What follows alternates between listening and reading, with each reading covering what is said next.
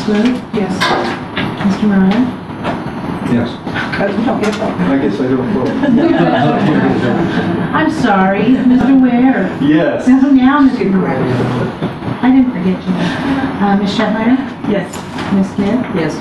Dr. Christie? Biggest concern. Mr. Kennison? Yeah. Mr. Peters? Yes.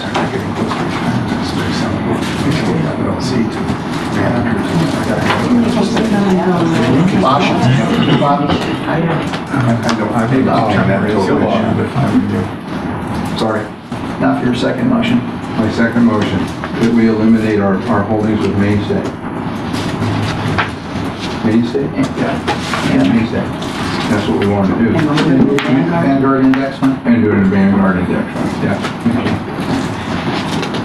Is there a second? Any comments? Questions? Just for discussion's sake, I know Peter's recommendation is based on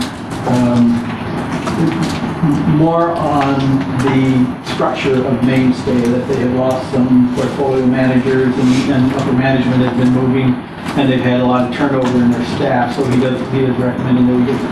The only reservations I have is information picked up at Sackers last week of not so much recommendations, but strong hints at the state courts that this is not a good time to be making major changes. And as just looking at this, we would recognize a almost $3 million loss if we were to come at this time. Not that I'm just bringing it up for discussion, not that I'm making a recommendation at this point one way or the other, but in case someone who is sitting here voting on this didn't make the connection to look at the actual loss that we would incur. Having said that, with what I've been having conversation with Peter Chan, I think there is good indication that Mainstay may not and probably won't return as fast as other funds that were invested in because of the changes that are going on in their structure.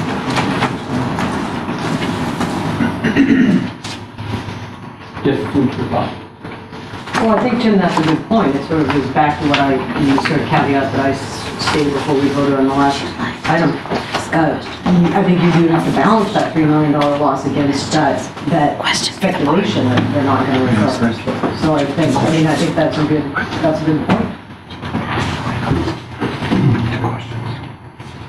Any further comment? I don't know if that has to do with the motion or not, maybe not, but I'd like, these two here are concerned about an LLC and Bradford Marzak being an LLC and Dutch Cox being a corporation, whatever. Can somebody tell me why the big concern? Well, LLCs, they're basically saying we have no personal liability. All of it's in this business area. If this business goes down, everything goes down. And unless you can pierce that corporate veil, you can't get into it. So corporations are a lot easier to. I mean, that was my concern. And if the board wants me to issue, I can issue you a written opinion on the distinction between the two. So. But that's not your main issue. I mean, Right, it's not that the seems to main be issue. Peter's biggest concern on. Hang on. Let's get through this. Okay, that's what I said. And then bring it That's back fine. next month and we'll hash that out. That's good. Thanks. Okay. Any further? Okay, roll call. Ms. Ruth? Yes. Mr. Ware? Yes. Mr. Murray? Yes. Ms. Shetmeyer? Yes. Ms. Smith? No. Dr. Christie? Yes. Mr. Kennison? The reluctant yes. Mr. Pierce? Yes. Motion carries 7-0. Okay, there's nothing, oh, I'm sorry. Yeah, just a brief report out on the RFP process that the board directed. I have solicited recent RFPs for pension managers.